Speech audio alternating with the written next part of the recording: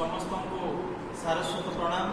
मु श्रीमान सुदीप्त कुमार पंडा ऑनलाइन कविता आसर परिवार सविता दुर्ग बौद्धर संचालक भाव में आपण समस्त को स्वागत जनाऊँ।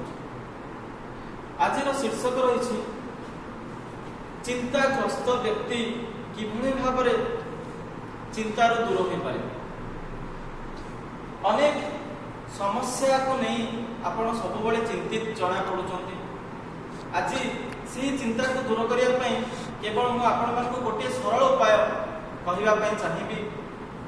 आपण प्रत्येक दिन गोटे गोटे भल रोमांचकर बही पढ़ु, गल्प हो कविता हो उपन्यास देखिए आपणकर जो चिंता निश्चित भाव में प्राय 80% हालुका हो।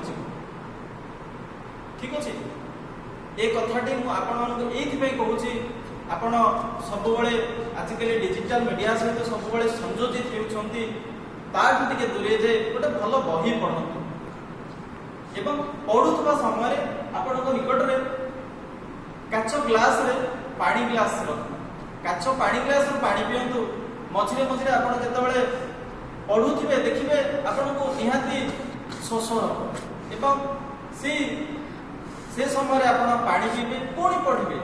यही भाव में आपणकर चिंता को दूर करें। ए प्रयास कर देखु यही प्रयासटी यही उपायटी आपण मानू निश्चय भाव में चिंता मुक्त कर। आज ये पुणी देखा आगामी अध्याय से मत विदाय दिंतु। आपण मैंने मत धैर्यर सहित शुणी पुणी थे आपण समस्त को धन्यवाद जनाऊँ।